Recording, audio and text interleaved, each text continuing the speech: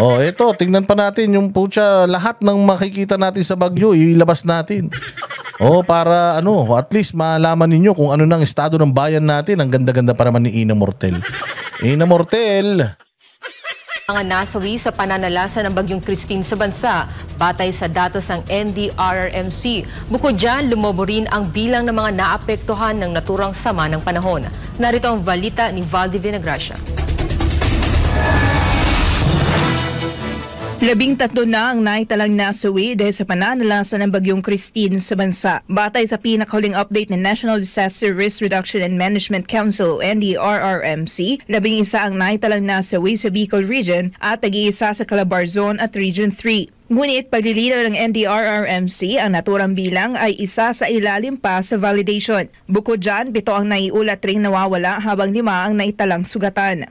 Dahil naman sa lawak ng epekto ng Bagyong Christine, pumalo pa sa higit 2.6 na milyong individual ang apektado sa pananalasa ng bagyo. Pinakamaraming lugar na naitalang lubog sa tubig baha ay matatagpuan naman sa Bicol Region. Nagmula rin ang mga naapektuhang individual sa Region 1, Region 2. Ano, nakakatakot. Umaagos, no? Pucha, tapos makikita mo, bubong na lang. Putangin na yan. Ay, nako, Diyos ko po, sana hindi na maulit ito ngayong presidente itong si Bongbong Marcos. Pag naulit pa to, pucha, baka maubos ang populasyon natin. Oh, dapat talaga, itong bagyo, kahit sa 2028 ka na tumama. Oh, pag si Inday Sara na presidente, para at least kahit papano, may laban-laban. Region 3, Calabarzon, Mimaropa. Region 6, 7, 8, 9, and 10. Region 12, Caraga, Barm at Cordillera Administrative Region. Nakapagtala rin ng NDRRMC ng higit 200,000 individual na pansamantalang nanunuluyan sa halos 6,000 evacuation centers. Habang mayroon ding halos 20,000 pamilya na pansamantalang nakituloy sa kanilang mga kaanak. Samantala, higit 1,400 kabahayan naman ang naapektuhan ng sama ng panahon kung saan patay tayo dyan. Anong gagawin mo dito, Presidente? Magbibigay ka na naman ng 4 na Coco Lamber at saka 2 yero. Nakita niyo yung pinabigay niya doon sa sa norte. Tangin na yan. Pucha, kahit isang tao kayang buhatin eh. Oo, ilang pirasong kahoy tsaka ilang pirasong yero. Hayop na yan. Inang talagang itong mga walang puso eh. 188 dito ay hindi na maaaring tirahan pa. Sa ngayon, tulong-tulong ang iba't ibang ahensya ng gobyerno kabilang ang iba pang pribadong sektor sa pagbibigay ng tulong sa mga naapektuhan ng Bagyong Christine. Para sa Diyos at sa Pilipinas kong mahal, ako si Val Divina Gra. Grabe, ang daming nasalantang mga bahay, mga tao. O ito, tinan nyo. Nagkakaubusan na ng pagkain at petrolyo sa ilang bahagi ng Bicol Region matapos ang pananalasa ng Bagyong Christine. Ang problema, hirap makarating ang ayuda dahil sa baha. Nasa frontline ng balitang yan, si Maricel Halili. Kasunod ng pananalasa ng Bagyong Christine, kinakapos na sa petrolyo, pagkain at inuming tubig ang ilang lugar. Wala na talagang petrolyo pag ganito. Manghiram kayo ng jet ski sa mga friends ni Abalos. Oo nga. Abalos, nasa rin mga kaibigan mo? Nag-ambag-ambag yun na 10 milyon ng 15 million para pangpatong sa ulo ni Pastor Kibuloy Utangin na, nasa na yung mga kaibigan mo mayayaman? Ba't ayaw nag-donate na ba? Baka nag-donate lang sa mga tarpaulin mo Tain na, kanina nakita ko yung ang daming picture ni Abalos. Pati sa likod ng bus na Alps. Nandun yung mukha niya. Sa bagay nga naman, pag nilagay mo yung mukha mo sa bus hanggang dun sa Batangas, makakarating. Putangin na, maraming maiinis. Mula Maynila hanggang Batangas, nilagay niya yung mukha niya sa likod ng Alps. Ako nga, nagdadrive ako kanina, nung nakita ko yung mukha niya, putangin na, buisit ako napaka-epal. Naku po, kaya yung mukha ni Abalos, pag nakita ninyo, isang ngaratan nyo yung picture niya, kahit man lang sa picture, makaganti tayo. O isang ngarat, eto ka. Sabi ni paring RJ, nakita ko yun pag galing Santa Rosa, di ba? Alps. Ito namang Alps. Pucha, wag na kayo sumakay dyan. Ang ina yan, tropa ni Abalos yan. Magkakalechi-lechi buhay nyo dyan.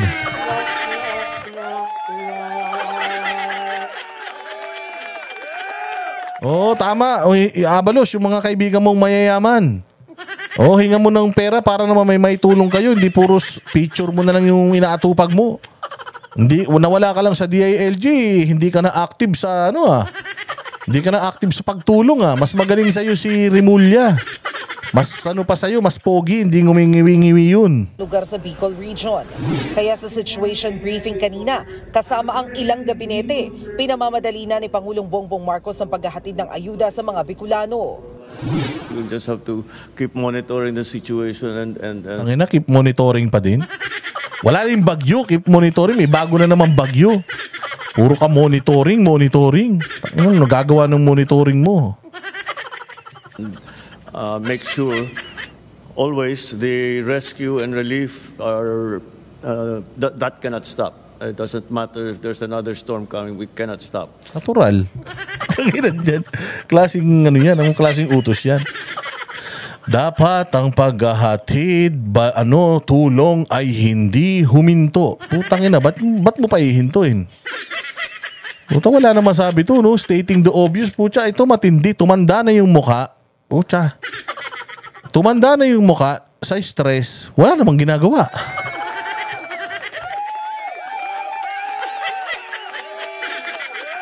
Tumanda na yung mukha sa stress, wala namang ginagawa. Walang hiya naman talaga, oh. Sige, diretso. That cannot stop.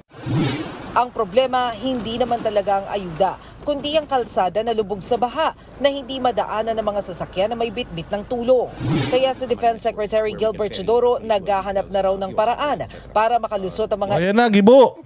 Oy, Silver Q, ano bang ibig sabihin ng national defense?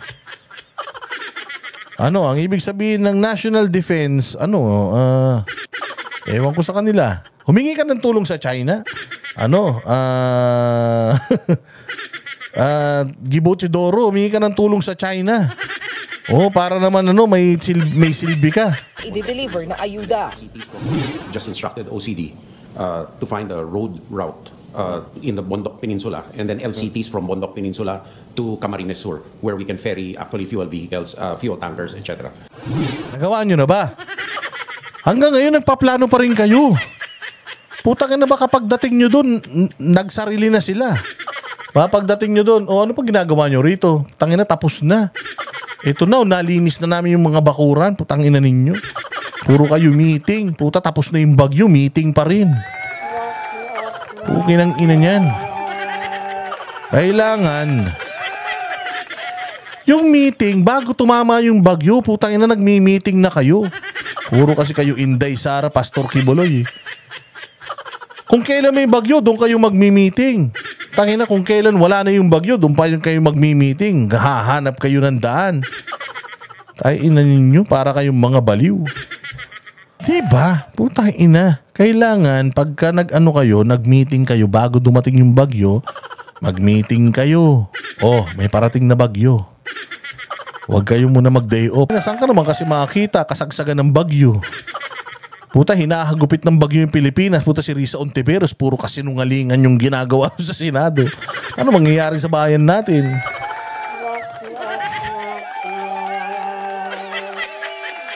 Oh, sige, diretso. Sa ngayon, 5 probinsya at 19 na bayan na ang nagdeklara ng state of calamity. Lahat sila isa sa ilalim sa price freeze sa loob ng 60 araw. Kaya babantayan daw ng gobyerno ang mga negosyanteng mananamantala sa presyo. We are also aggressively checking na lahat ng mga presyo ay tamang presyo. Tangina. Kahit ibaba nyo yung presyo, puta, sarado yung mga grocery doon. Wala, nalubog yung mga grocery, mga 7-Eleven doon. Anong pinagsasasabi mo? Tangina, anong klaseng anong klaseng... Hindi, wala kaming paki dyan. Kung tumaas ang presyo doon, bumaba. Tangina, ang importante, maligtas nyo yung mga tao doon ngayon. Hindi yung ngayon pa lang kayo nag-iisip saan tayo dadaan. Tapos sarado yung kalsada. O kailangan madaan yung pera. Puta, nagmi-meeting pa rin kayo. Tangina niyan, yung mga betlog nung mga nakalubog sa baha, kulubot na nga, lalo pang nangulubot.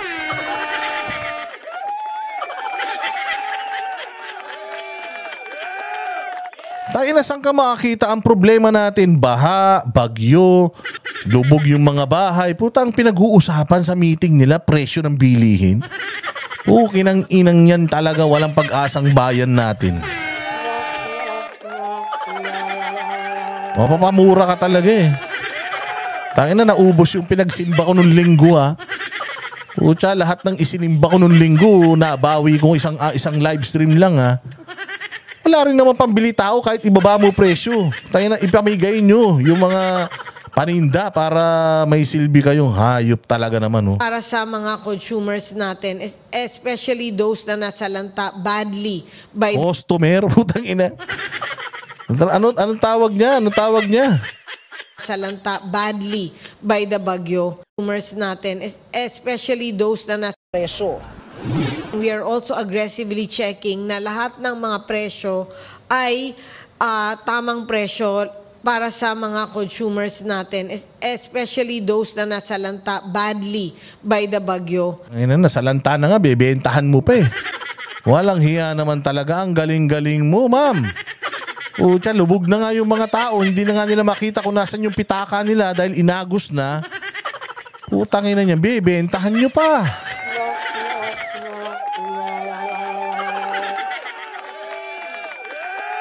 Tangar ka.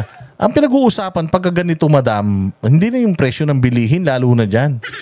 Saka na natin pag-usapan yan pag pinag-uusapan natin yung Noche Buena, ganyan, yung mga okasyon. Pero putya, pag ganito, hindi naman okasyon to. Baka naman, i-ano nyo pa, ibinababa po natin ang presyo ng pang-spaghetti. Kasi po, kawawa naman po yung mga nasalanta ng bagyo, kaya sana po ibaba natin yung pang-presyo ng spaghetti. Lahat po ng nagbibenta ng mahal na pang-spaghetti, puta, ikukulong ng gobyerno, patawa.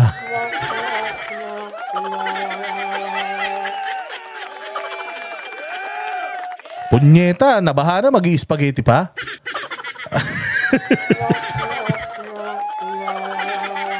Nakita nyo?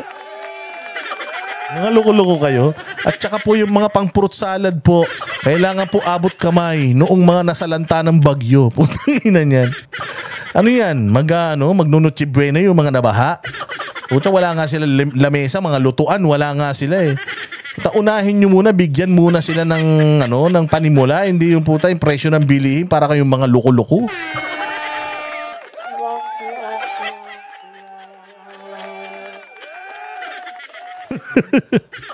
Clarity. Tayo na, di ba matatawa ka na yun? Nakakatawa eh, no? Putang ina, lubog na yung bahay, yung presyo pa ng ng kaong. Yung kaong, ang mahal-mahal ng tinda niyan sa Batangas tsaka sa Cavite. Tsaka dyan sa may Bicol. Yung kaong ha, ibaba nyo yung benta. Ibaba nyo yung presyo ng kaong. Gawa ng kailangan yan. Masarap yung fruit salad pag may kaong. Utang ilan tong mga to, parang mga tanga talaga eh. Hindi ko maintindihan eh. Naglaan din ng 2 bilyong pisong pondo ang DTI bilang pautang sa mga negosyante. Utangin na pautangin pa. Utangin na, hayop kayo. Pucha, ito ibabalita nyo habang lubog sila sa baha. Oy, psst, oy. Kumusta ka dyan? Tayo na maginaw. By the way, putangin na, pwede kang mangutang ha. Pucha, walang maibalita yung gobyerno. Wala silang maibalita nung hiningan sila ng report ni Bongbong. Anong report nyo? Ito po, yung mga presyo ng bilihin, yung Noche Buena package, ibababa po natin yung presyo para abot kaya po ng mga nabaha sa may Bicol. Ganun ba? Okay, sige. Ikaw, ayun nga po. Pauutangin po natin sila kahit wala silang pambayad. Lubog na sa baha, lubog pa sa utang. Utangin ng pamahalaan to. Lubog na sa baha yung tao. Puta, tama ka dyan, Diego Latig. Puta, parehas pa tayo na naisip ha. Lubog na sa baha, nilubog pa sa utang. Buisit na yan.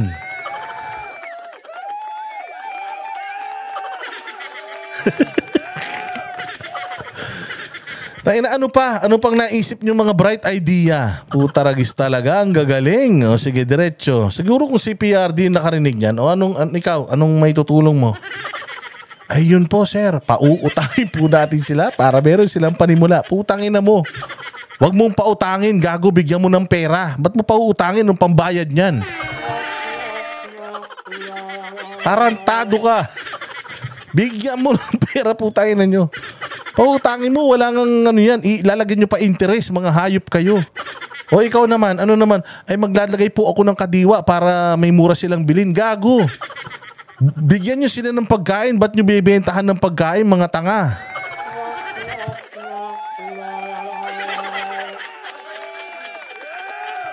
Ikaw, ano yung problema mo? Mr. President, okay na. Okay na po yung mga ayuda natin. Tak, nasa kalsada na. O ano, nakarating na. Hindi pa baha eh. Hantayin natin humupa.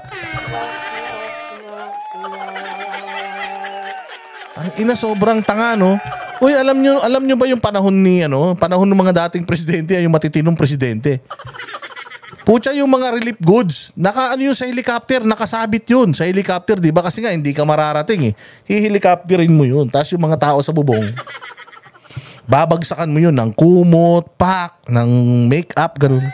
Hindi ba natatandaan yan? Mga panahon nila Cory, nila Ramos, panahon nila Marcos noon, di ba? Pag ganyan umuulan, pucha, sinasakay natin sa helicopter yung mga pagkain.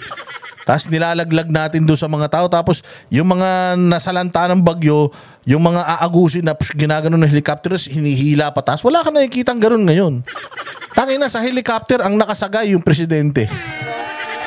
Imbis na yung helicopter gamitin para pangkuha ng mga stranded, puta, nakasakay presidente, tumitingin-tingin na gano'n. Akala mo naman may magagawa yung pagtingin-tingin niya. 130 gamit ni Digong, oo, hindi, mahirap din kasi yun, kailangan mo ng airport eh. Pero yung, di ba yung helicopter, chug, tapos nasa ilalim ng helicopter, nandun yung mga pagkain. Kaya inahagis, ito pagkain nyo muna, hindi pa namin kayo maliligtas. Diyan muna kayo sa bubong, ito, pagkain, pagbaba ng pagkain na ganun, nung panahon ni Duterte, pagbukas mong ganun, uy, kari-kari, sarap. Uy, tinola, sakto, malamig.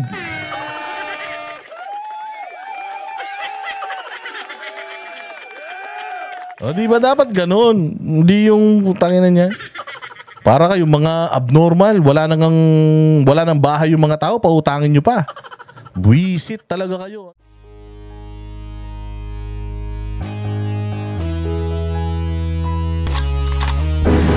Yan ang banatero, walang inuurungan.